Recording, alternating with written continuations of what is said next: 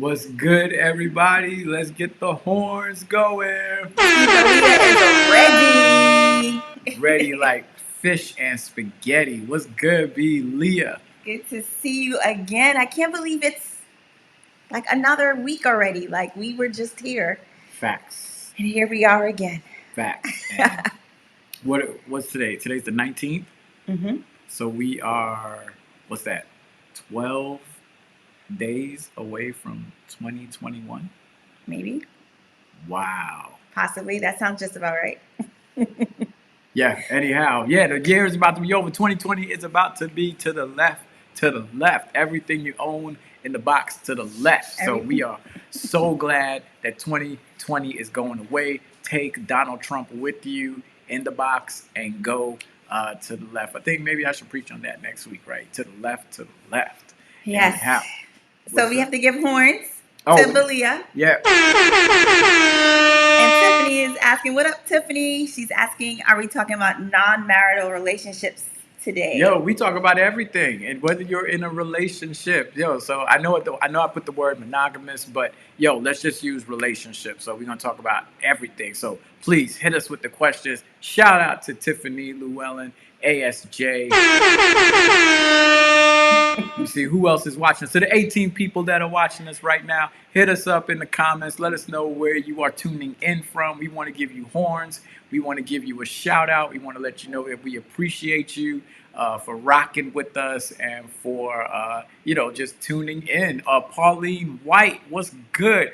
I got a redo of my 2010-2020 New Year resolution. Hi, Sister White. Oh no, we messed it up. It's redolution. See, she got a redo. Oh, shout out to the play on words.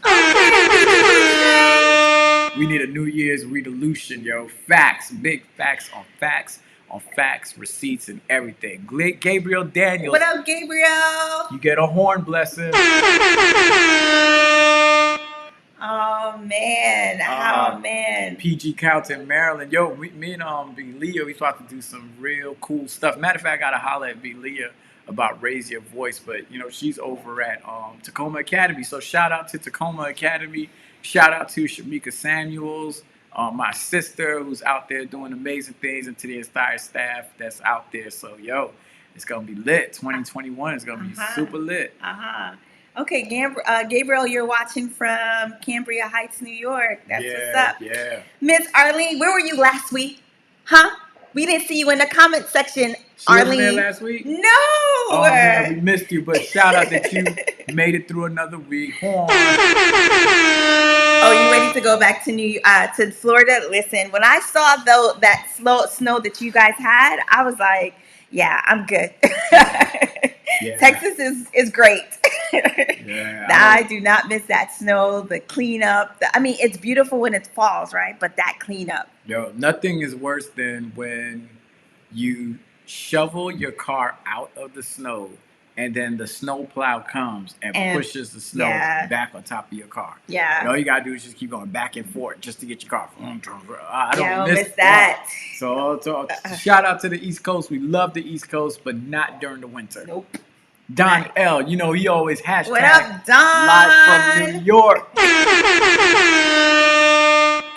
Okay. Oh, yeah, that's right. Your daughter turned 16. Yo. I can't believe it. She's a 16-year-old. I think I remember when I met Jamie and you guys were at Dunamis. I remember when she was like, what, a toddler? I think that's when I remember. I remember pregnancy, pre-pregnancy. Now she's 16. That means you're getting older. Yeah, you too. 16, I'm not. He's getting older. 16 years older, but shout out to your daughter for seeing her sweet 16. Yep. So last week we had a very interesting conversation that definitely didn't take us where we wanted to go. I think when we talked about changes, what we wanted to talk about, we definitely did not realize that we were going to go that long and that deep into that conversation of the changes that you may have in your relationships as it relates to religion, spirituality, and all that good stuff. And, we had, I think it was a really great discussion. as a result of that discussion, Jamie and I had another post conversation about what we talked about and the different changes that we wanted to make within our home life in terms of what Sabbath looks like now, while we are still very much in a pandemic, and what it would look like after the pandemic.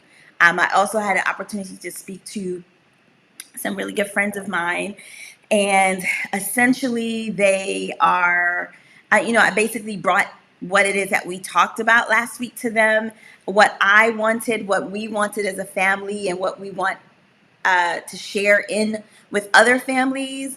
And they were very much in agreement and very much on the dance. Huh? B. Leah says, yo, my 16-year-old is like, oh my gosh, with the horns, like Carlene was when y'all first started. LOL. Give Dance, my daughter, some horns. Yo, you gotta love the horns. You can't hate on the horns. These horns are for you, Dance. Horns for you. What? And another horn for you.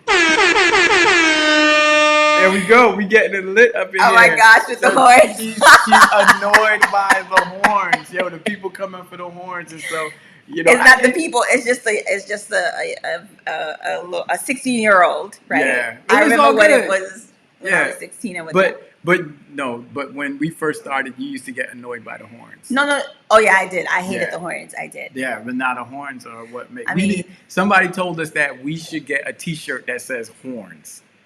That just says horns. Right. We should. I think we should, because that's the trademark right there. Horns. So we shout out. So shout out, Dance. I hope you dance to the horns. You know, there you go. Do whatever you do. On. She's too young. I'm doing the bogle. She's too young to know about all that. It's true. She Millie Rock, whatever they do. You got to fix the. I don't know. This all I see is them doing this, and then not quite. But okay. Whatever. Okay. All right. But anyway, focus. Changes. We just changed. Yeah, we literally just changed. But yeah, so we were proactive. We wanted to be proactive and not just leave the conversation where we left off, but we wanted to put into action a plan for our family after this entire quarantine thing is lifted. So we're not even quarantined. We're in Texas. We're not quarantining. It's just a pandemic and churches being closed and whatnot. So yeah. So with that being said, I'm just trying to segue and try to stay as much on focus with regards to what it is that we wanted to talk about today. So we know that in every relationship, right, that there are changes in every part of life. Yeah, and especially depending on the length of your relationship, right? Like the longer you are with someone, it's the more you'll see the changes. Right. Yeah, right. So they go up, they go down, they stay straight. As like what someone told me that I firmly believe in, and maybe like a slight variation, that I don't really think people change. I think they become more of who they already were. That you begin to see as they get older, you begin to see some of the characteristics that they've already had in them just manifest itself even more. And you're almost like, so like something that somebody did earlier in a relationship, you probably brushed it off. But then now it's like, yo, you're really like this. You're really nasty. Yeah, no, I'm just kidding. You really is something, you know, right. like that. So that's just some, and I don't think that's like the general rule for everybody.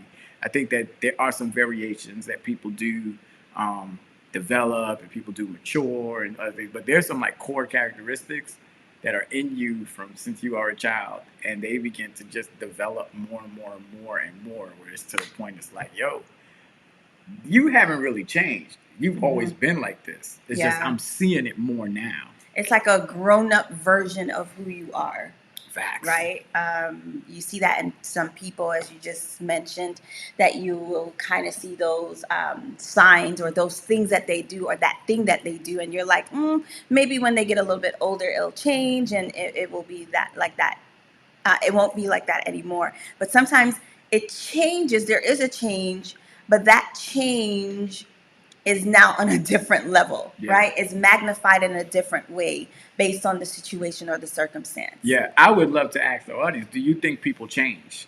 Or do they become more, or or do they manifest who they already were? Does it become even more, visible?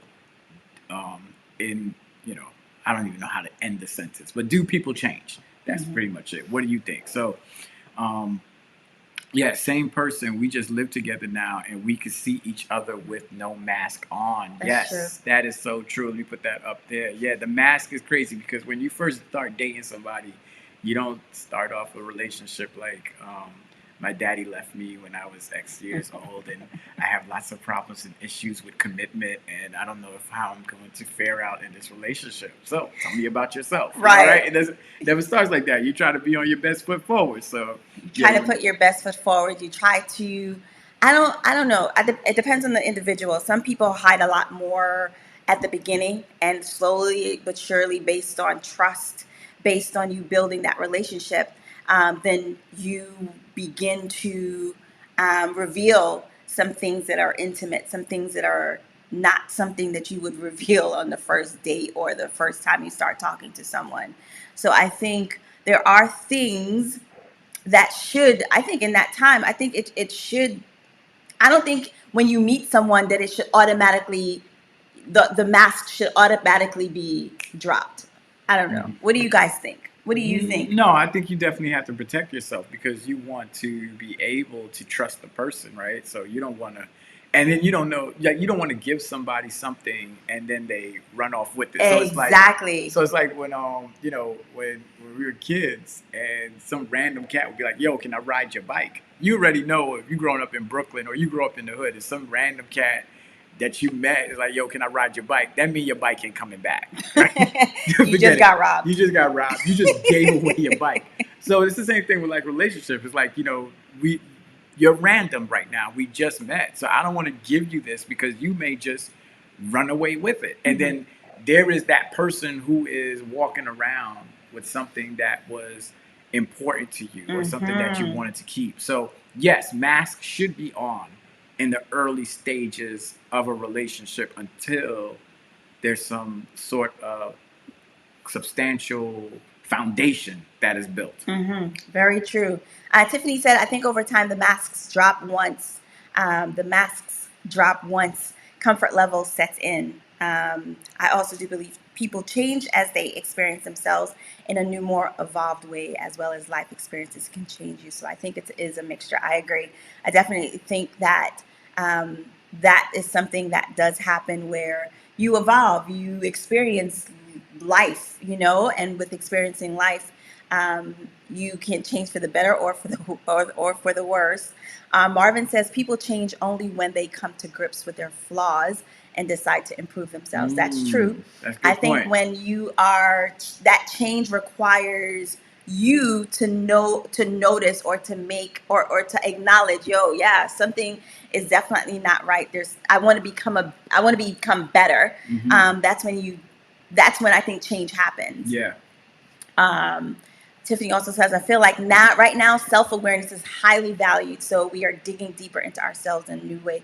That's very true. That's true. There's not there's not a lot of skirting around issues.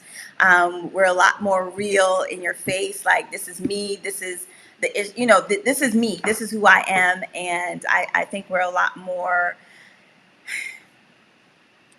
I think the society that we're growing up now forces us to be real, right? Yeah. Like, we read books. There are a whole lot more books on how to be real, how to keep it real. How to keep it 100. Yeah. But even still, like, it's hard to, like, it's going to be a whole lot of work in this society to be something that you're not. And what I mean by a lot of work to do that is because our lives are always on Front Street with social media. That's true. Right? So you have to do a lot of work at creating an image outside of who you are. That's to be true. presented. And people do that. Like, Yeah. there are people that are very good at doing that. Like, their Instagram is totally different. Like I one of the things that like drives me crazy is when somebody uses a different name. When you're looking for somebody on Facebook and they have some random name, like, who are you? Like, I know you as this, and you can't find the person. But nevertheless, so I think there is a push for now more authenticity, and it's even easier to see a person for who they are, or to see certain things about people's lives by just looking at their Facebook, looking at their Instagram, their Twitter, and stuff like that, and even by the things that they like, right? Like on social media. Back in the day, though, you know, it was you could live a front. You know, because I just see you and I see you, and then I go back to whatever I do. I could be a professional crackhead for all you know, and you would never know that. But I don't know. I don't think there was more of a front back then. Because I feel like now with social media, people put up even more of a front, the picture perfect front. You know what I mean? And that's work, though. Huh? That's work. Even though it's work, it's still it's an image, right? That you've created. Versus back then, when growing up, like we didn't have social media, so for us, it was you seeing your friends, you having those interactions with your friends, with your peers, classmates, and stuff like that. And what you got was what you got, for the most part. But now it just seems as though with social media, it's this kind of like this almost like a make believe kind of, I'm happy. Can you imagine if social media was a place where people showed their worst days, right? Where they showed their worst selves.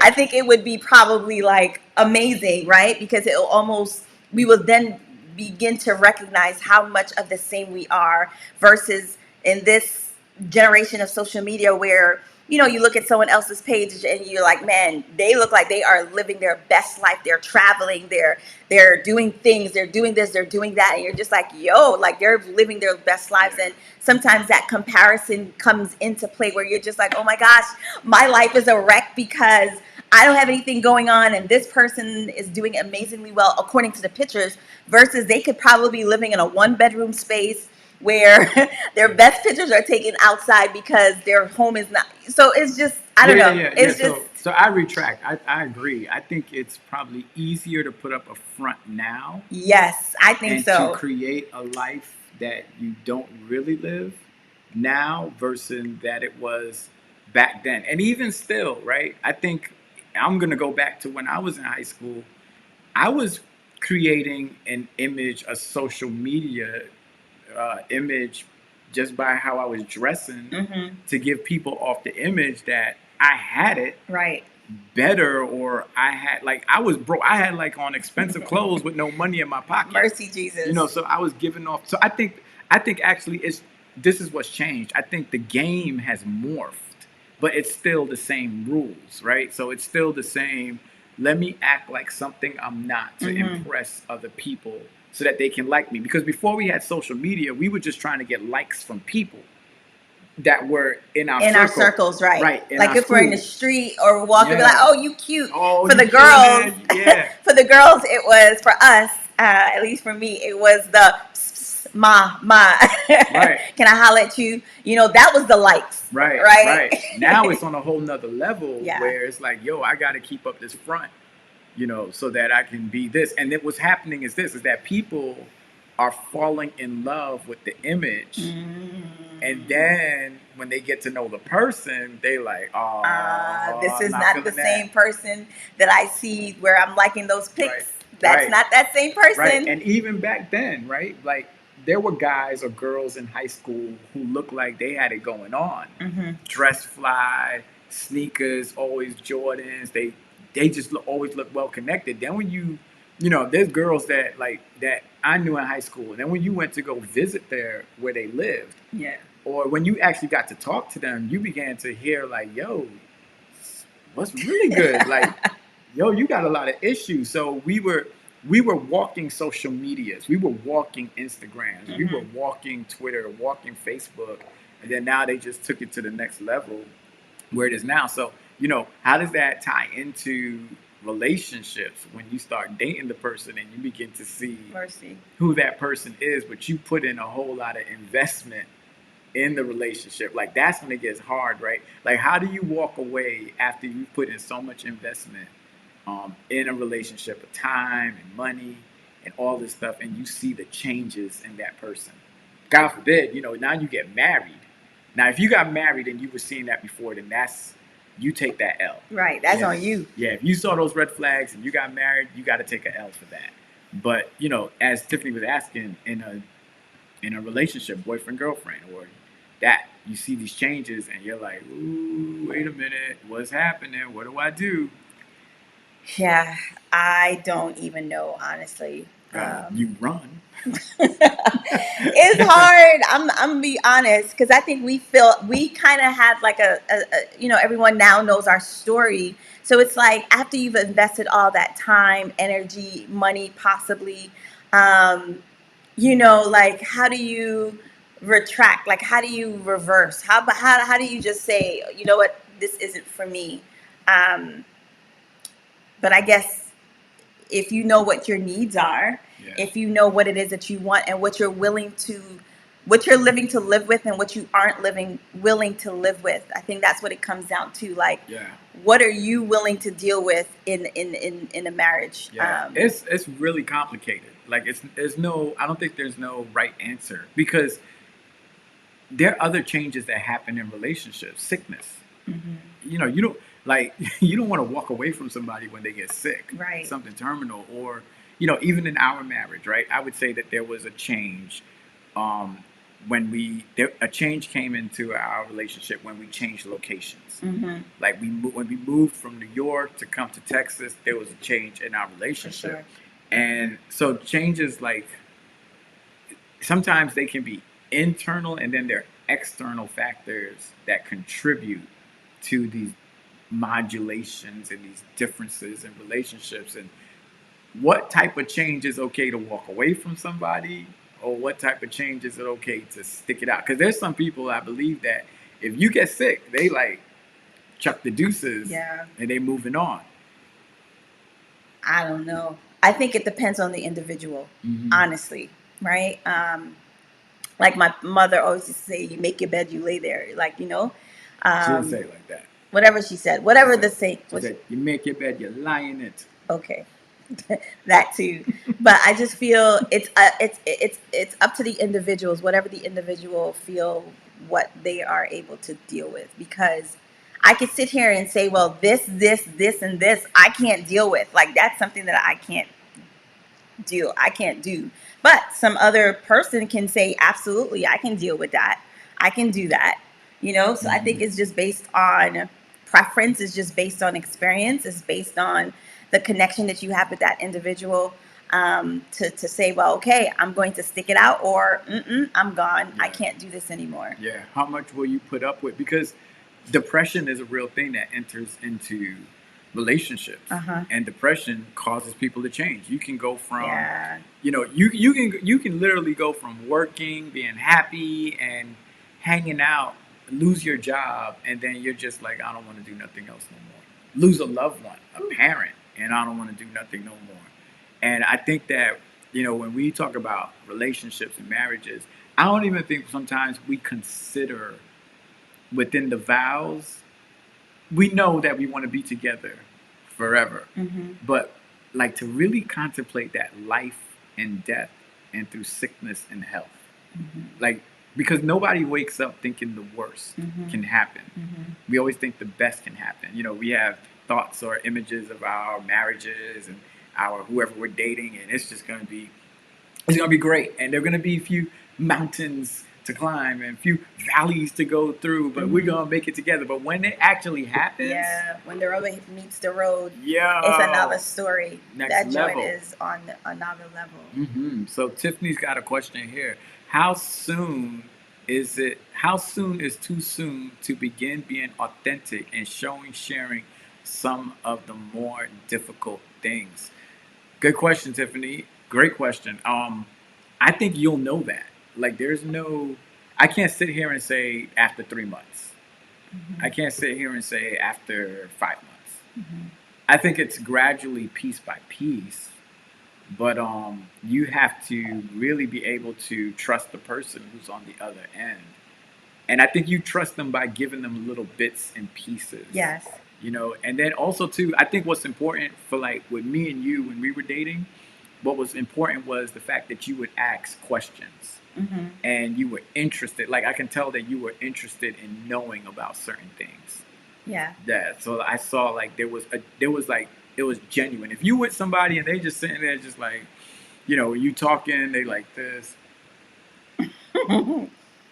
what you ordering? They're not interested. So I think gradually as you're with that person, you begin to build the foundation to be able to share and share. And just by being in each other's presence, you're going to certain things are just going to be revealed and come out. Especially when you start meeting the family.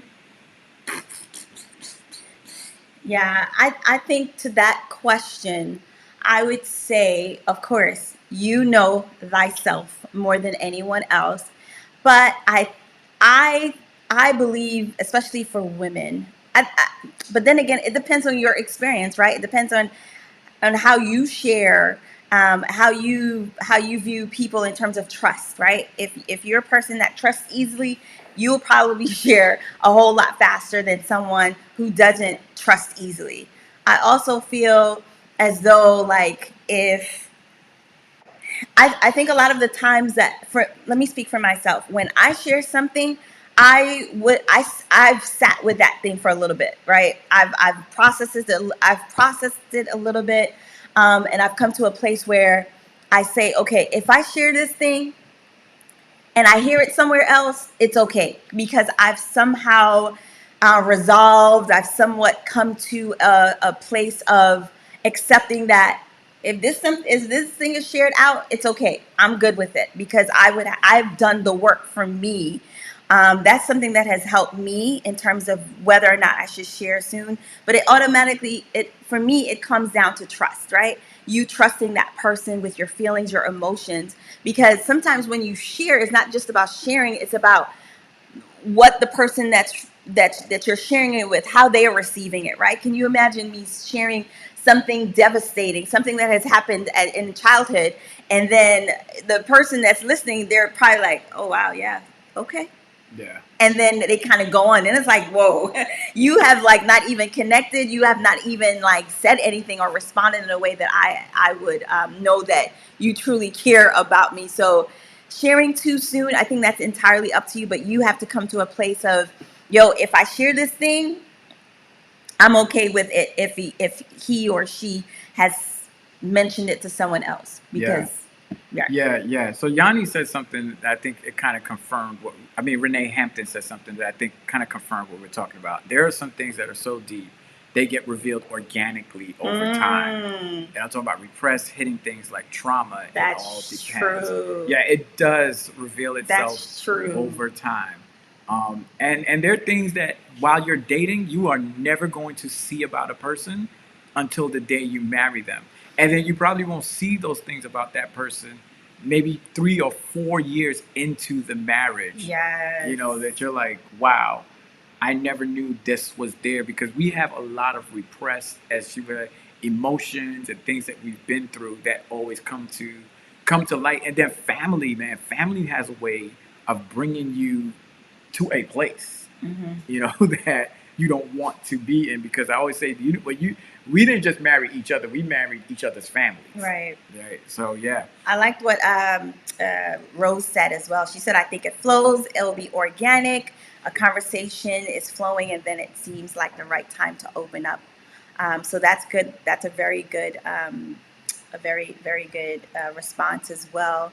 Arlene said, "Vulnerable may be a better word." Mm-hmm. Yeah. Being vulnerable with someone, yeah. Mercy. And it's scary. Like being vulnerable is very scary because it's like what we talked about at the beginning. Don't steal my bike. Like I'm giving you this because I believe that we have built a foundation that I want to. Because once you start becoming vulnerable with somebody and you start sharing, that means that you see value in this relationship. Yes. That means that you've already made up in your mind that I am going to be with this person long term, or I'm thinking about being with this person for quite some time if I'm being vulnerable with you. So there is, I think when you make up that decision in your brain, and when, as they said, organically, as you've been with that person, then you begin to start being vulnerable, crying in front of the person and things like that. Because if we know that this is just like a dinner, we trying to feel each other out. Yeah, we keeping it surface. Yeah, we keeping it surface. We're not going deep at all. Yeah, it's like, yeah, my favorite color is blue. Right. Right. You keep it real simple for sure. Right. But but when you're serious about something, you begin to build the blocks towards becoming diving deeper into the relationship and being more committed. And I think those signs are shown like how often you speak, the places you go together.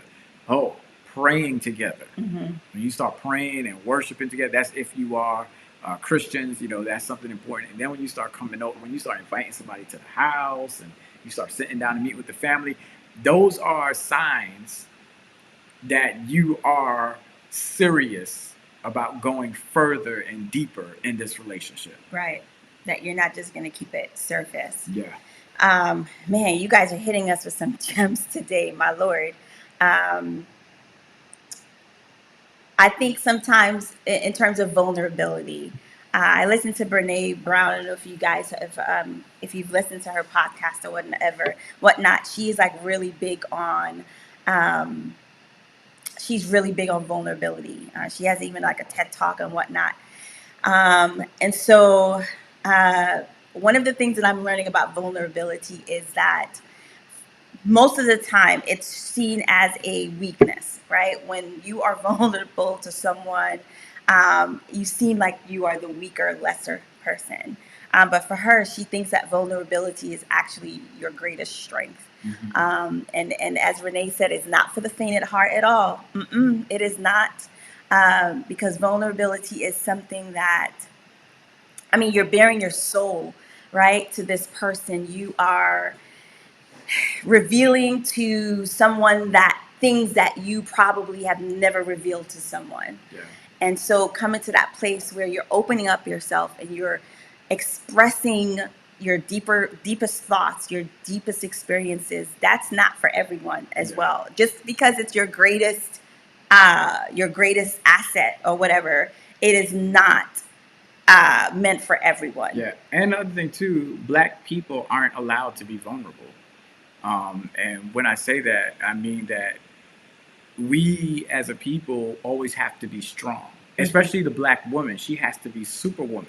So the thought or the idea of being vulnerable sends signals to ourselves that we're weak because we're crying. So we always have to be strong. The Black man has to, brush it off and move on and keep it going. The same thing with the Black woman. Like, we don't have the luxury to be vulnerable and to, be on TV and cry and express ourselves and all, and then talk about, my therapist helped me get through this difficult moment.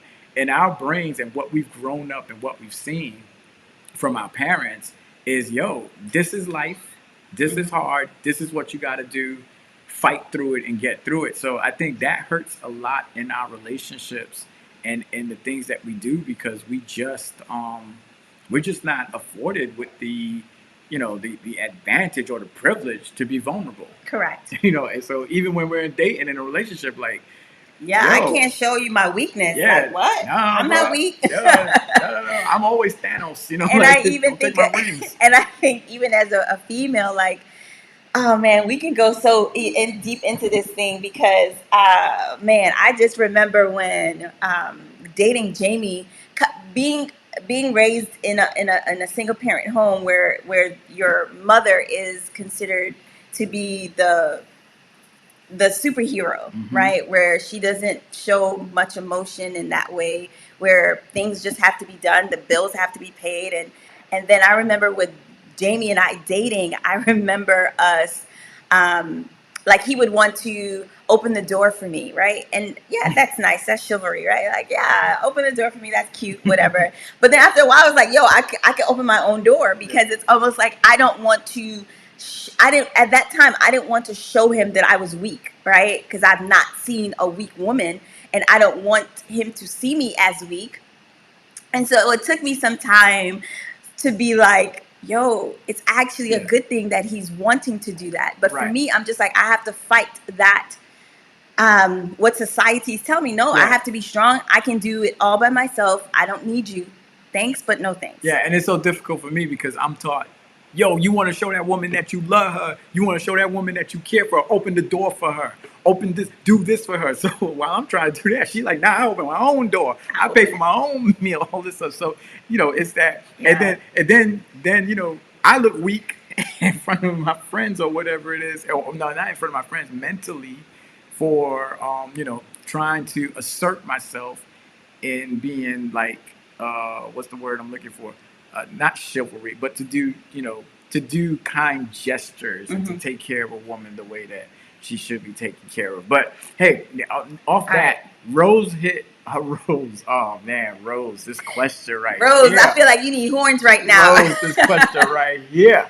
What happens if you open up and it's not well received? Or they change with you based on what they know. Now, this person knows this deep secret about you.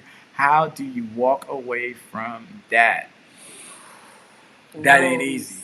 That ain't easy. That ain't easy. And I think that's kind of what we were talking about before. And, there's really, like, I don't want to say there's really no gauge, but that's so difficult that when you share something with someone and then they flip on you and they start treating you differently. And then I think the hardest part, then this is what's the hard part about walking away from that, is because of the investment you made. Mm-hmm. And now that person has your investment. Not only your investment, they have that secret. Yeah. That you. Yeah, well, that's what I mean. That secret was that the investment. Gotcha. Yeah, that's hard. And I think that's the fear in being vulnerable. That's the fear of trusting. Because I know for most of us, when we are getting ready to share that deep thing with that person, right? We anticipate or we hope and we kind of go through the, if this is how it's supposed to play out. And when it doesn't play out like that, listen, as I said, whatever it is that you are wanting to share, you yourself have to come to grips with. You have to come to that place where you're just like, you know what? I have processed this trauma. I've processed this hurt. I've processed this secret. And it's going to be hard, but I have to, the person that I'm sharing it with is human. And yes, you may have thought that you had enough trust in them for them to hold this secret and or respond to you in an endearing way. Yeah. But you yourself have to come to grips with, if they know this thing about me, I'm okay with it being, oh gosh, I'm saying it, but at the same time, I'm cringing on the inside because I couldn't imagine, honestly, if I shared something with Jamie and either he goes and tells someone else or he responds in a non-apathetic or empathetic way, right? Where he's just kind of like, oh, okay, thanks for sharing that with me. I think I would be devastated. For sure. Yeah, I think like what you said is accurate. So you have to, it's your story and you have to own it. And I think that once you own it and you have already dealt with it, like you said, like you're okay with it, you shouldn't share anything that you have not dealt with personally or you are comfortable with, because your spouse or that person you're dating is not your therapist. Is not a therapist either, right? So even if you're sharing that stuff with them, you have to be okay with the results of it, right? And even though that's hard, I'm not gonna lie, it's hard. And the results of sharing it, at the end of the day, it's like that. Like I think we all have expectations of certain people to act a certain way or to respond a certain way. And so sometimes you have to be okay with the way a person responds to if you shared something like that. Like there's no right answer for it. I don't have it, but what I'm assuming is that I think I learned this, right? That if you give somebody money or lend somebody money, you always have to be okay with not getting it back. You always have to be okay with not being paid back. And so I feel like if I share something with somebody, I'm always, and I think it's my personality type, that I'm okay with not getting back the response that I would want, or the feeling that I would want. Or if you treat me differently, I'm the kind of person that's like, that's on you, it's not me. I've already accepted my truth. This is who I am. This is what I've been through. And if you have it, you're not going to use it to, you're not going to use it to alter the way I live. If you walk in the way, there's nothing wrong with me. There's something wrong with you. And I like what Ronnie said. What up, Ronnie? Yeah, it's been forever. I know. You still singing, Ronnie? But it can also liberate you. I think that's a good point, you know, because sometimes these dark secrets that we hold on to, it sometimes encages us. It imprisons us. I don't know if encages is the right word, but it imprisons us, right? It keeps us in these prisons, mental, emotional prisons. And sometimes when you share that thing and then you're like, dang, that person did not receive it the way that I wish that they would have received it.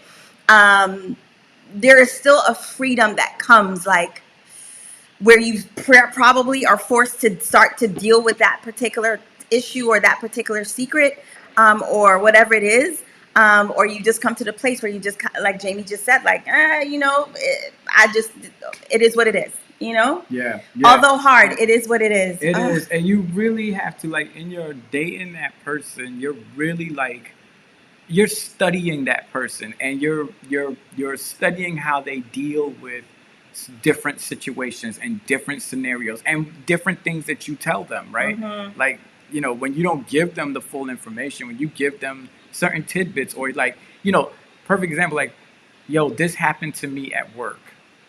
And then that person's response can be like, how did that make you feel? You know, if a person responds by that, with a response like that, that tells you that they're interested in your well-being. Good point. You know what I'm saying? So you look at all of those things before you get to the place where you're like, you're telling them something that's deep, or that's, you know what it is. Because if you tell them, yo, it made me real angry, say like, all right, boom, yo, I was depressed, I was going through it today at work. Well, you know, X, Y happened. How did that make you feel? I felt like getting a gun and shooting up the entire place, and I want to shoot my boss off. If a person, I want to shoot my boss in the head. If a person walks away from you because of that, I'm okay with that.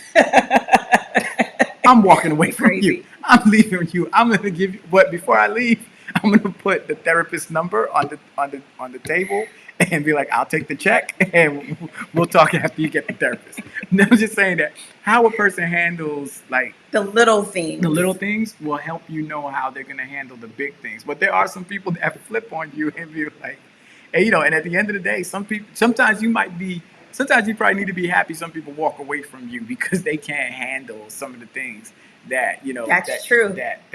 That come with a relationship. That's true. Sometimes not everything you lose is a loss. It's true.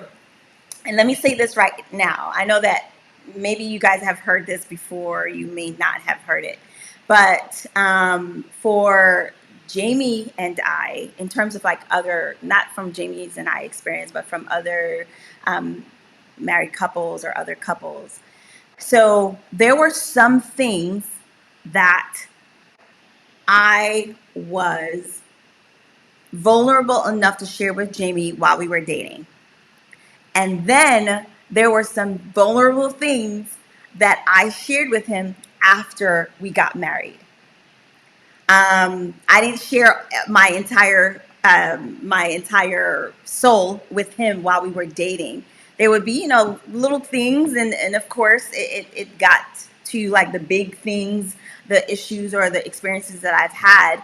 But for the most part, it started off real small, where I'm sharing little things with him, and based on his response, okay, all right, I think you can handle something a little bit bigger. All right, and then moved on to the next stage and the next level. So there are different levels in terms of your vulnerability. There are different levels in terms of how much you share, that I think also is important, that you just don't share your entire soul with someone who you're not committed to, or who isn't committed to you. Yeah. Because yes, after you have stayed with your truth, and it's okay what happens after it, you release it out into the open, but there's still, I think there's still you still need a response to whatever it is that you are, whatever it is that you're sharing, right? No one shares for a response, for a dead response, right? Everyone shares with the expectation that the person is going to be, you know, they're going to say, oh my goodness, I'm sorry that happened to you. Oh my goodness, I'm, you know, they're going to be empathetic towards whatever. They're not just going to be cold and say, okay, thanks for sharing, and then let's move on. What are we having for dinner? Yeah. And we're all smart people. Like, we don't even do that with friendships, right? Like, when I meet somebody, I'm like, hey, my name is Jamie Collins, my social security number is 835-2679, and I live over here. You know, like, even when making friends, you're like real resistant until we develop and we become, you know, associates, and then we go to friends, and then you start coming over. So there's stages to everything. There's rules to every game. But Rose did say something. That's Rose is hitting on the. I need to give Rose some horns. Yeah, Rose said some people are deceptive, and that's true. That's true. Some people are deceptive, and they're very good at playing the game to just get what they want. And after they get what they want. But I think that's the messed up part about people like that, you know? Yeah. Because they spoil it for the other people. For the good guys. You know, for not even for the good guys, just maybe it could be just in a friendship, you know? Like when you have someone who kind of just completely, you know, takes whatever it is that you have and shares it with other people, or they just don't respond the way that you want to respond. They mess it up for the next person because you're just like, your wall just builds even higher because that person responded in a way that you feared. Facts. So that's just horrible. Yeah.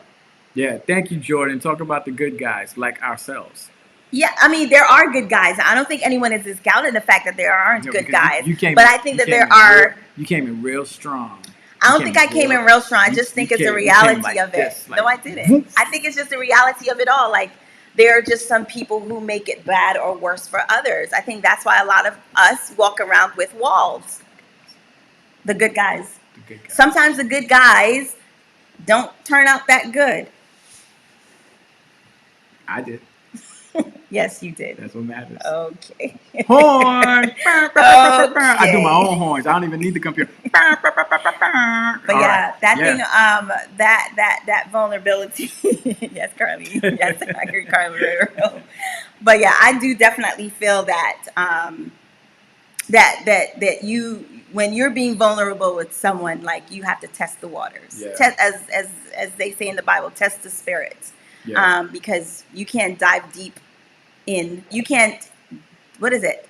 You can't dive deep before you leap, or what is it? You gotta look before you leap. There we go. You know, it goes back to what I talked about. You need some dog sense. Yes, Jordan, you a good guy too. It goes back to having dog sense, right? What do dogs do when a dog meets another dog? What does it do? He sniffs the other dog. He starts sniffing. You know why they do that? They do that because they want to know where you've been. You know, where that dog been at. You know, they start sniffing the bud and all that other stuff. So we need to have dog sense. You need to sniff some people out before you start hanging out with them, and, you know, sniff to see if they got good credit, sniff to see how they treat their family, sniff to see how he treats his mother, his sisters, how she reacts to certain things. You got to sniff. Dogs are smart. Dogs be sniffing each other out. If you got I think dogs, a lot of sorry, go ahead. No, go ahead. You go ahead. I know. I can stay on that. I know. That's why I did that. But I did. Hold on. But I definitely do think that that yes, that you should sniff that person out. I think sometimes we can get caught up in the. I'm sorry. You're getting distracted. You're distracting me. Tiffany's distracted. Come on, Tiffany, you're distracting. I got you, Tiff. I'm gonna hook you up. I think that it is important to sniff out but I think a lot of times we're not patient in wanting to sniff them out because you look on their social medias and look at social media, it seems as though all is well, you know, and we don't take the time to really learn that person.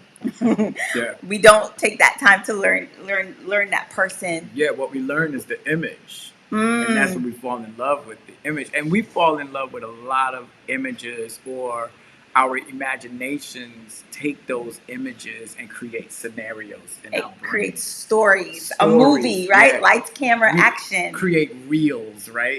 So it's like, oh yeah, I can see myself with a person like this. Right, his fly matches my fly. That's right. Oh my goodness, that person DM'd me back. Oh my goodness, you know. So then when you Then when you get on the roller coaster, you like, whoa, this is not how it looked when I was standing up, looking at the pictures in the brochure. This is totally different.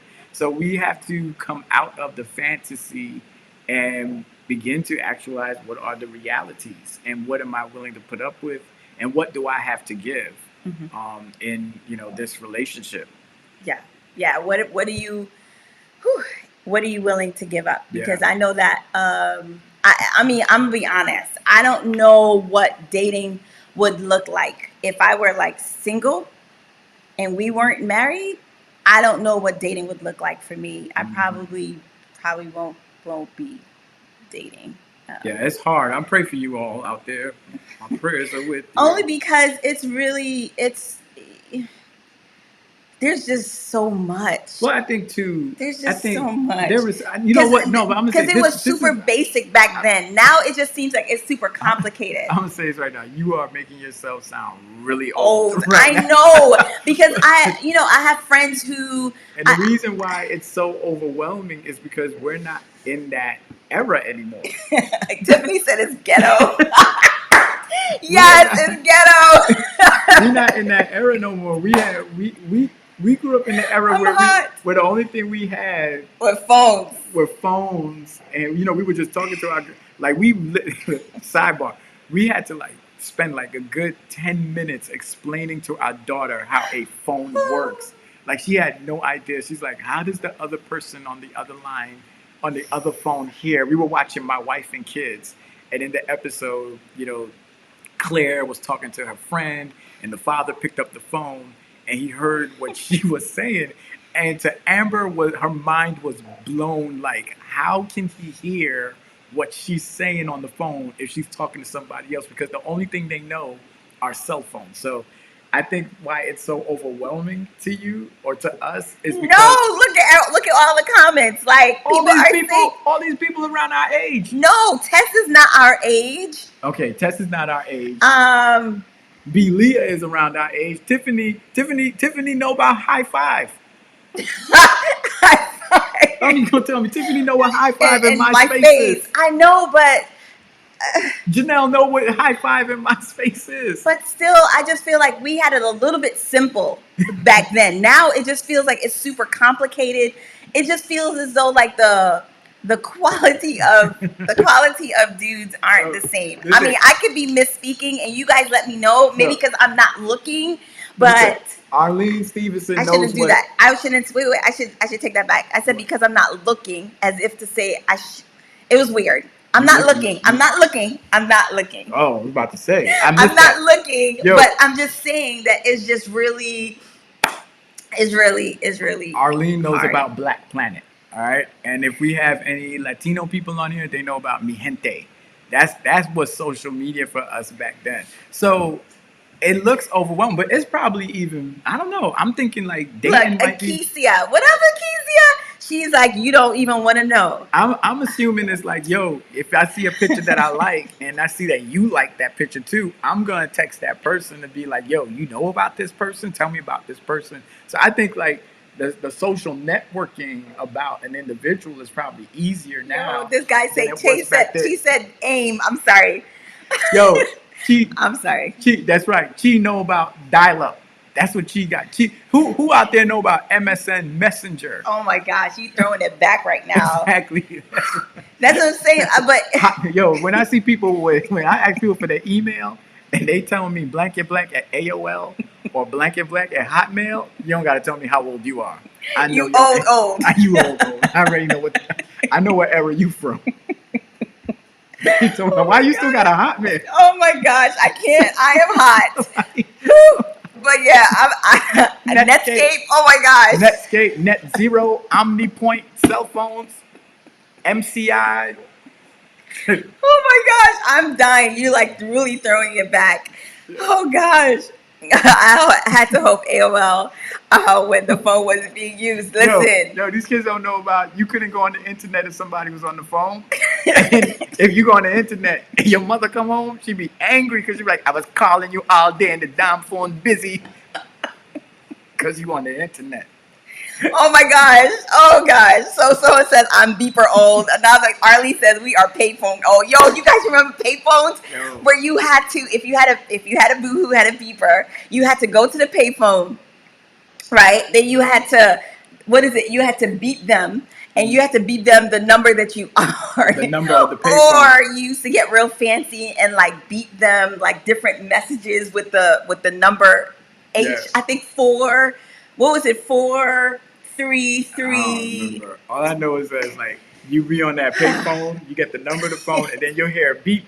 Your time is about to be up. Yo, call me back. Call me back. The number on this payphone. Blah, blah, blah, blah, blah, blah, And then you probably like have to. What was it? 5 cents or 10 cents? You had to put in like 10 cents to get more time. 5 cents. I remember like pushing the thing to try to get quarters to come out. Oh my gosh! Rose says I'm Yellow Pages old. Yo, we were watching the show and the dude picked up the Yellow Pages to look for a business. It's like, you remember you had to go in alphabetical order. Yo, I remember when they used to bring the Yellow Pages and White Pages and deliver it to your house, and it'll be sitting there. Yo, don't front. I remember I saw my phone number in the White Pages. I thought I made it. Oh my gosh, I cannot believe it.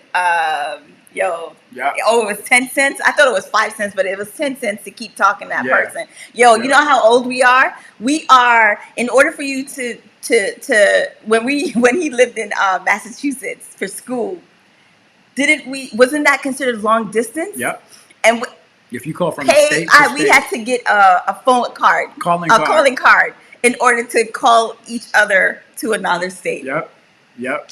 Banana. I remember the calling card Banana. My mother used to send me to the corner store to go buy banana. Yeah, that's where you used to talk to your family overseas. That's right. $25 calling card. Yo, I still use 411 or is it 311? When I go back to Brooklyn, East New York, in the summertime, I be on 411 calling the police. Making noise complaints like it ain't nobody business. I stay calling the cops on them. I can't take that noise, especially Juve. Like the night before late. Oh my God, go to sleep, somebody. Yo, listen to me. Rotary phone. I had a rotary phone. You know how long it was to dial somebody in a rotary phone? Remember when you used to call collect? Yeah, yo, there's an AY song called Collect. I don't call collect. He'll accept. Oh my gosh. You say that now, them kids will look at you like, what are you talking about? Call collect. Yo, it's 311. Yeah, it changed to 311. It's changed, but I think it was 411 before, right? Yep, it was 411 because you remember Grand Poobah and Mary J. Blige had the song, What's the 411, hun? What's the 411? I got it going on, yo. I got it going on. What's the 411? Somebody know what I'm talking about. I'm sure they do. They do. I don't. You gotta dismiss it like that. I'm sorry. My bad. I'm sorry. Yeah. Yo, we hit an hour. Yeah, we hit an hour just reminiscing. Somebody always knows how to take us off track, and we go through that all the way back. Oh my gosh. Yeah. I remember jack phones. You guys remember the jack phones? Your phone connected to the jack. As a matter of fact, our girls were like, do people still have that? And they still have phones like this in their houses? And we're like, yeah, people still have a landline. Yo, I don't know who, but. Let me tell you. Some people do. Let me tell you. I remember trying to talk to a girl. And my phone cord was breaking up. It had static. And Matt, when you got static, I remember having, and you gotta hold it like a certain way. You have to like stand in one place and just like don't move. Yeah, because that's your. No, what was the funniest? This was the funniest when you're talking to, say, that boy or that girl, and you're talking to them, and all you start hearing is the dialing, like they're dialing, and then they're like, "You still on the phone? Yeah. Why are you still on the phone? Oh my gosh, embarrassing to the next level." Like, Mom, I'm on the phone right now. Who are you talking to? Yeah, you're not supposed to be talking to no girls. You're supposed to be talking to You're supposed to be talking to your books. Yeah. So let's talk about this. Y'all think dating is complicated now? Man, shoot, y'all should have dated when we dated. Y'all should have had to deal with what we had to deal with. We could only talk to one person at a time. No, then they came out with three-way. Remember when they came out with three-way? They came out with three-way, but you had to have that plan, and my mother was not trying to buy that extra plan or her AT&T bill to do three-way. Oh, we had one super, we didn't have cordless phone. We had this super long cord that we got from, I don't even know if there was a dollar store back then, but the long cord, and you walk with that long cord all over the house. Yo, man. Yeah. She said, and you couldn't use the phone. No, you couldn't. Nope. You better not touch that phone. You better not touch the phone. You be looking at the phone. If somebody call, you try to run and pick up the phone quick. And then when your mother picks it up with you or your whoever, my mom used to pick it up and be like, Mom, it's for me. It's my friend. Who's your friend? Who's your friend? Oh, gosh. Anything called privacy around here? No, there was no privacy. Now, at least you have a cell phone, right? And you can talk on the cell phone. It's not connected to your parents' line, but my gosh, like growing up in the 80s, 90s. Yeah, try dating with all of that. Yeah, that's why it's even tougher now, because with all of the accessibility to people quicker, right? You don't have to go to a corner to get on the phone with somebody. I mean, like, really think about it. Back in the day, if we said we wanted to meet up, like, there was no way to communicate with you. Yeah, you just had to get. You just had to get in the street and just pray that that person shows up. Yeah. Now you can kind of reach people wherever they are, but back then. Well, talk about back then. You memorized numbers, like you knew everybody's phone number that you needed to know, and you knew how to call them and be like, "Yo, I'm on the corner of Rockaway and Flatlands, or meet me by the B6, meet me by the L train, right? Meet me in front of here." You know, that's how you met up with people, or you just went to their house and then y'all left together, or meet me at this stop. That's how we did it. And then if I ain't see you, you know, I was gonna beep you because you ain't had no cell phone, or if you just didn't see nobody, you just didn't see them. You had to wait until you got to a phone. Yup. Oh my gosh. Janelle is like, they still don't got no privacy. I hear that. Shoot. I'll be going through the text messages too. Oh man. But anyway. Free nights and weekends. Yo, when they came out with free nights and weekends, life changing. I was like, the cell phone company don't want no money. Yo, we used to burn that thing. Yo, don't call me until after 9 p.m. 9 p.m. Don't call me before that. 9 p.m. Boom, you was on your phone. Yo, Sister Green, you are right. Dating was great in my day. It was less chance of getting caught. That's true. You are so right. That's true. You can sneak around a whole lot more. That's true. Versus now, everybody can ping you. That's true. Like, take pictures, and it'll be instantly going to somewhere. Oh my gosh, you are so right. That's true. Not to say that I snuck anywhere, but still. Chi, you bringing it back. Facts, yo. I remember when you could just dial somebody's number. The only time you need an area code was when you called it out of state. Yeah. Then New York started coming out with 212-347-646. Yeah, but like, what happened to 718? Yeah.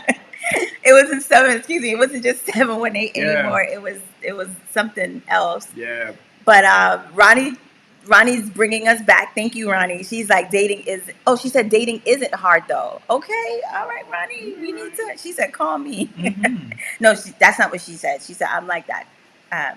Now, don't call me after 9 p.m. Yeah, don't call me after 9 p.m. I'm too old to be talking to you after 9 o'clock. What are we talking about? But we're talking about how dating is hard even with all the advances that we have today, that it is not easy. I think it's harder to dig into. See, Renee said all of New York City was 212. Renee, I think for Manhattan, for Manhattan and the Bronx, 212 was always Manhattan. Or that's probably before me, but I know Brooklyn was always 718. Yeah. Brooklyn 212 was always Manhattan. Yeah, I always knew 212 was Manhattan. Yeah. If you gave me a 212 number, you rich. Yeah, that's the city. Yeah, and I didn't know about Harlem until later on in life, because Brooklyn people did not go past Fulton Street. That's where we went to shop. Fulton Street ain't going nowhere further than that. Yes, Jordan, you're looking folk up in the white pages. Yo, turn them pages. It's crazy, right? All that we went through to talk to people. But Vivia, I hope I'm saying your name right. That sounds right. But Vivia, hey. She was like even harder with the pandemic. Yeah, you don't need to be dating nobody during this pandemic.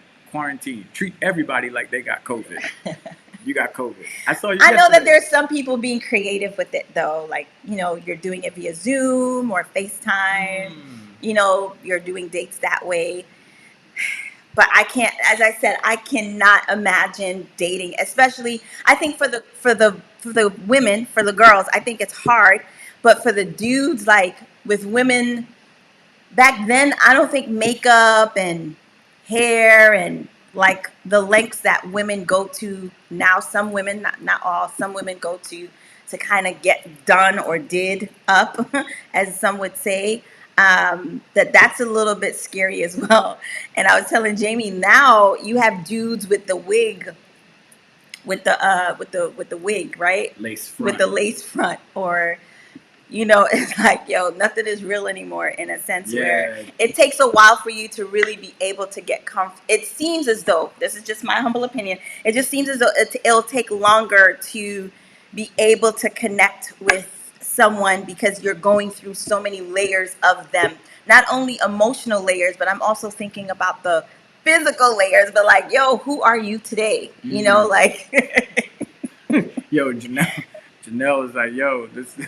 She said, what I don't like about dating now is the not claiming people. Why is it so hard to claim you are dating? That's because they still playing the field. Mercy, Janelle. They playing the field. That's fact. Yo, she's still in the 90s, yo. Yo, we trying to move on to he said, let's go back to recording. I hated Funk Flex, man. His stupid bombs, man. He would play, he would drop the bomb. So you'd stay up all night just to hear the song you want to record. Then Funk Flex would play it. And then as he's playing it, he's talking over the song. And then he got to rewind it and drop bombs all over the song. Yo, I used to hate sitting up on the radio all night just to record rap songs on a cassette tape. Man, I remember those days too. Yo, we're going to have a throwback episode. Yeah, we need to just talk about the 90s.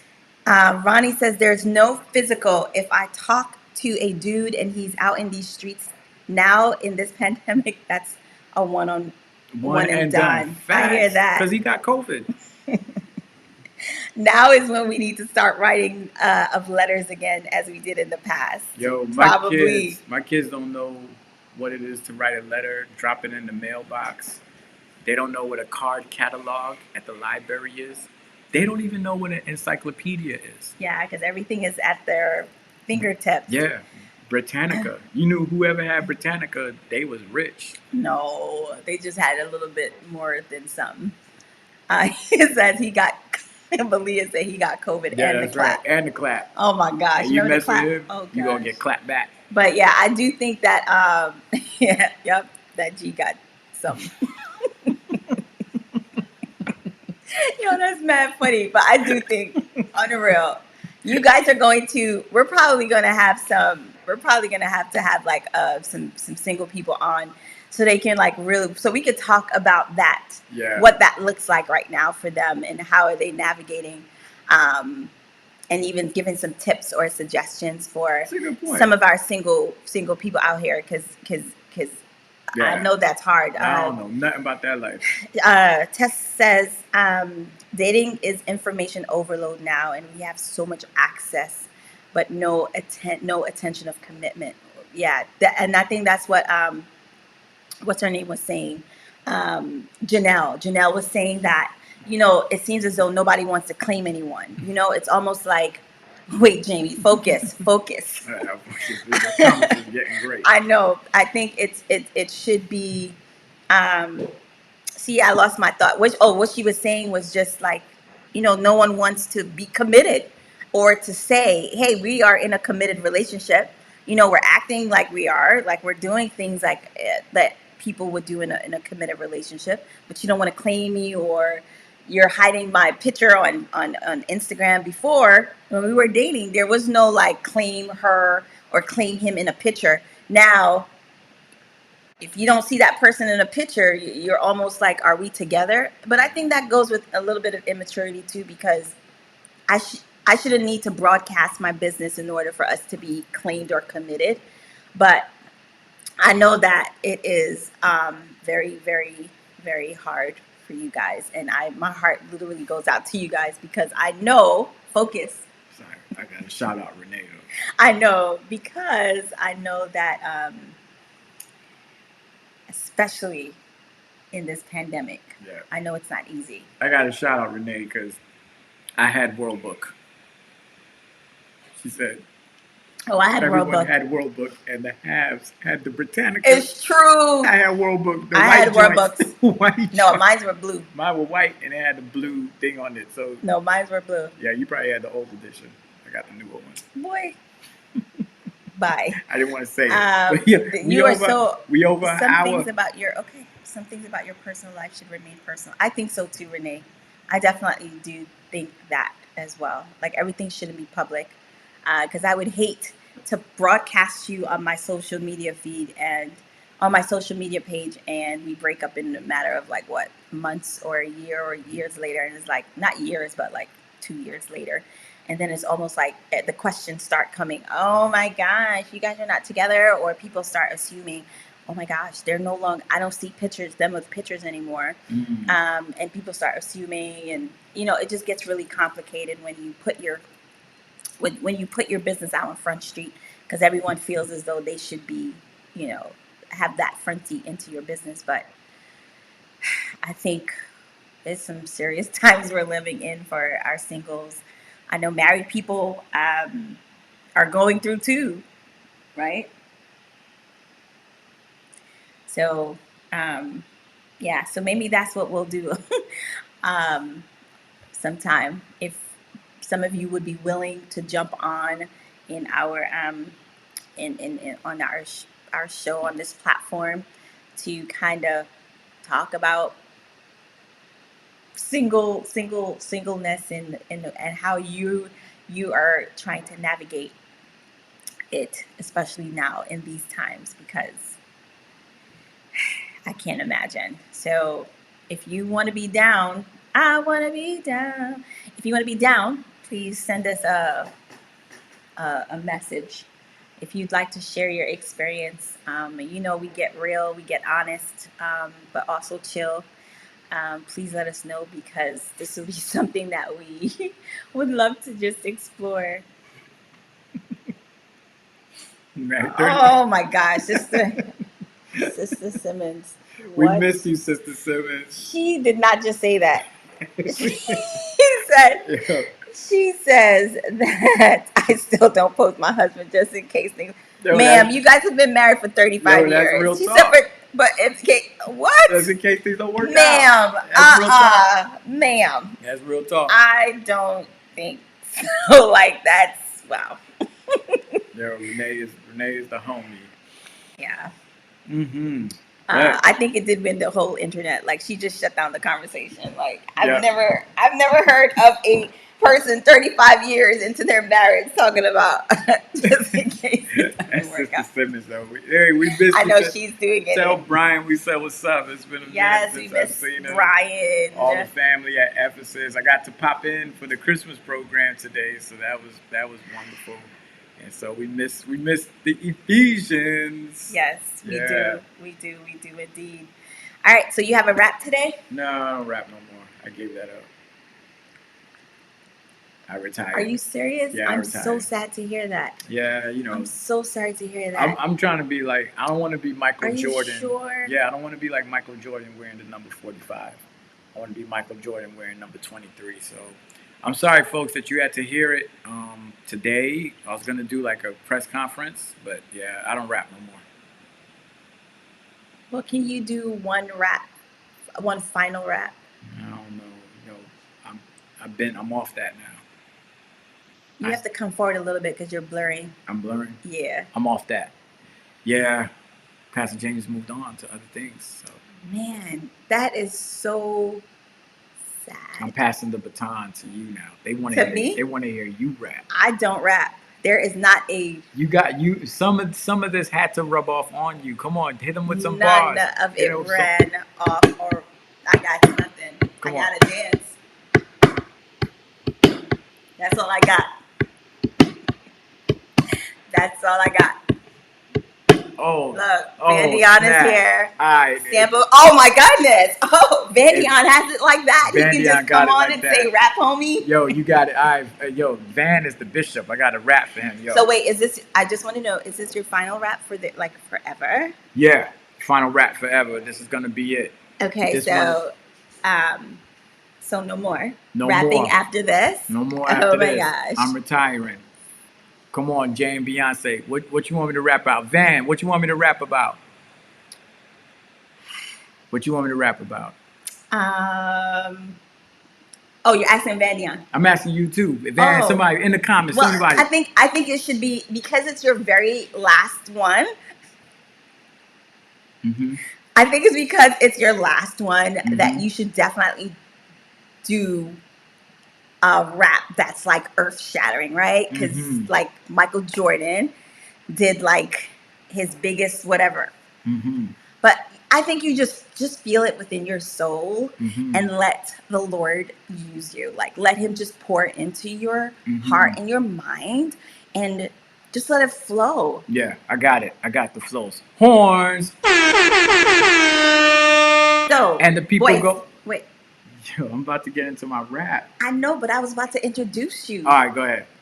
I like that. Now, I don't feel like introducing you no more. That was the introduction. Are you going to introduce me? Huh? Are you going to introduce me? You need some water? Nah, I'm good. You sure? Yeah. All right. Wait, let me introduce you. Ladies and gentlemen, you have all been invited. I don't know if they've been invited. You have all had, you will now have the privilege of seeing Jaime rap for the very last time on this platform. All right. I didn't finish. Oh. We are sad, very sad, because I know a lot of you used to stay on to the very end because you wanted to hear him rap. And I'm happy. I'm happy that he's deciding to hang this hat up, because he was alright. He was alright. Some days were great, some not. But anyway, we know that this is about to be great, right? This is about to be amazing. And so I ask that you please sit back, relax, and enjoy Jaime's final rap. All right. Hit him with the horn. And the people begin to clap. Let me get you hype. Oh, my Lord. Just want to rap. Let me tell you, this is us in real life.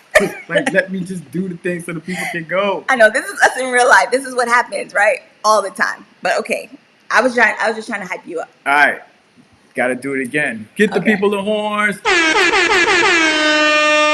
Then the people started clapping.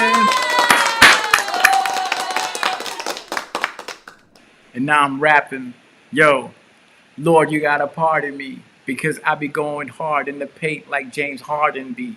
I'm sorry, my Lord and my Savior. I told him that this was going to be my last rap, but it's not. I got flavors to go for days. I don't play. Check how I stay and how I go and how I make my bread every way that I can. Let me slow it down a little bit, because I am the man. I saw my boy Van came up on the chat. He asked me to rap about this and about that. So I'm going to stay with this and talk about dating, stuff that we be making, how we be creating a new future, a new end, a new way to begin, not to continue in sin. Yo, lend me the pen. Oh no, I don't write. I'm so nice. I do this off the top of the dome when I be home alone, and I pick up the phone and I'm calling up people. I do it top and I get real high like I'm a steeple. Yo, this is for the power so that we could go higher. Hour after hour. I've been rapping since the BC era. I tried to be and dance like I was Sierra. I try to warn the kids, but they don't see error. Yo, that's so cool. I'm pretty darn clever.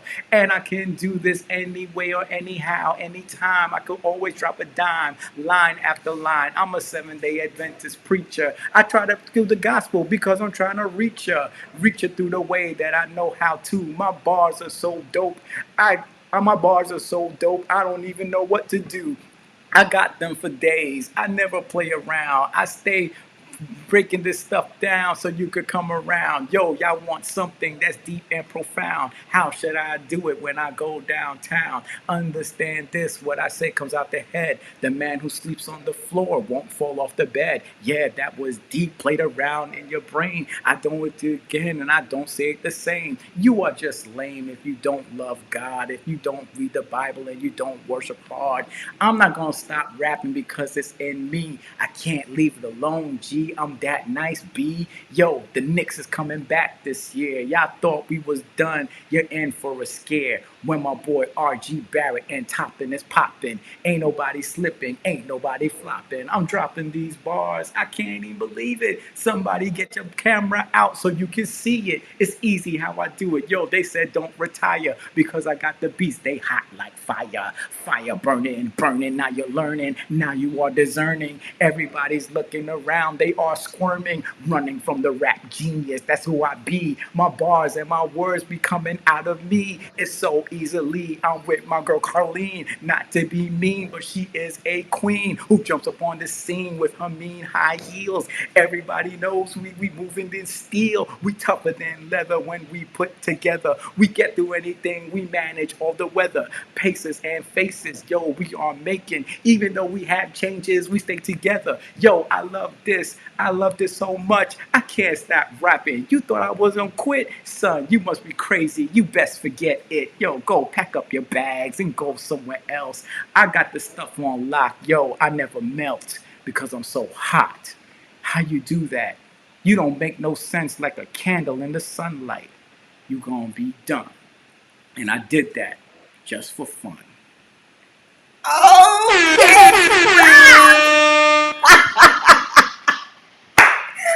Okay. Yeah, I'm not gonna quit. I'm gonna stick doing this. I had to show these kids how they do it because they still on that poppin', locking, hit it, hit it, hit it. Nah, yo, we gotta flow. We gotta have bars. So, Van, thank you for inspiring me. You the man. Arlene, thank you for telling me don't retire.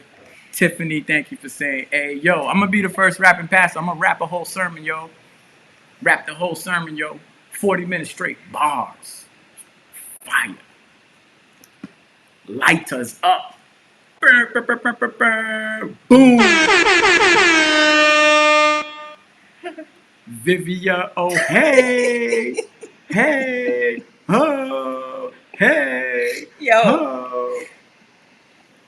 Wow. That was thanks, dope. Thanks, Van, for that.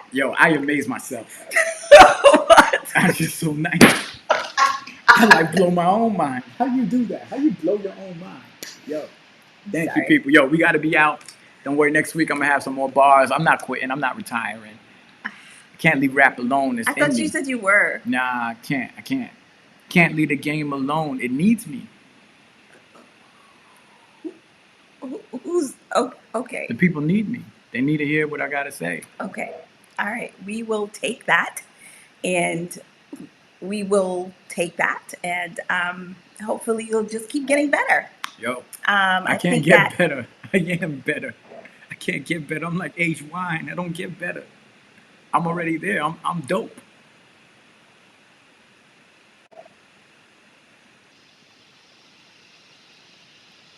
I know.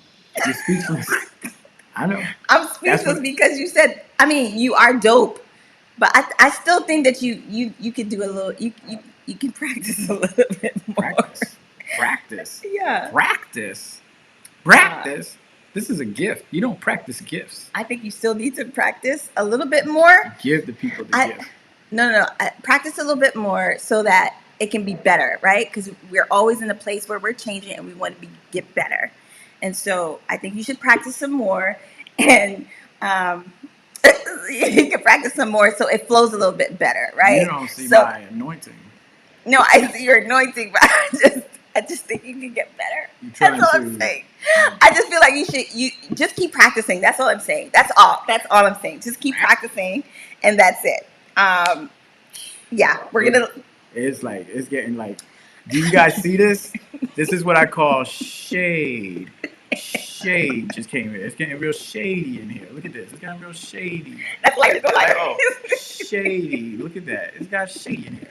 How did it get so shady? How did it end up getting so shady? I was doing, look at me, when I was rapping, it was like this. And you started talking about my anointing, and, and it just got shady. Thank you, Sister Green. I'm gonna leave it at this color right now because there's a whole lot of shade up in the air.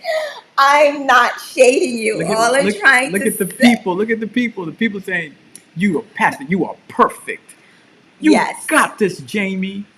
He's gifted. It's awesome." Who said Ice JJ? Oh, okay, yeah. Hey, that's right. I guess so. No, don't compare me to Ice JJ Fish. Off the dome does not need practice. Thank you, Arlene. Okay, I'm gonna bring the light back. Bring the light back. Oh, it's gotten better. All right, look here, people. We love you. We appreciate you. Thank you for indulging with us for an hour and 26 minutes today. This was fun. Yeah, the kids are scratching the door because they're hungry. No, they're not. Right, stop lying. But just don't put that on social media. I know, right? They be starving. Exactly. No, don't do that. We do not. They are not starving. They are doing. They're good. They're good. But we now it looks like RNG. But anyway, thank you guys so much for rocking with us. I actually like the black and white. Okay. All right, we got to go. Thank you guys so much for rocking with us. We hope that you guys have a wonderful week, a blessed week.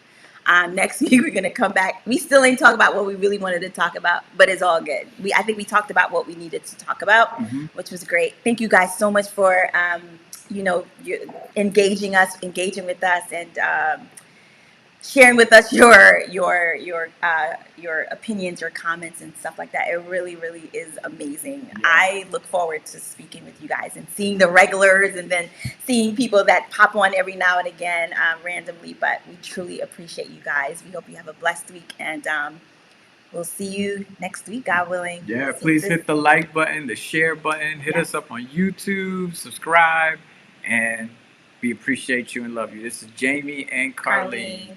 Peace.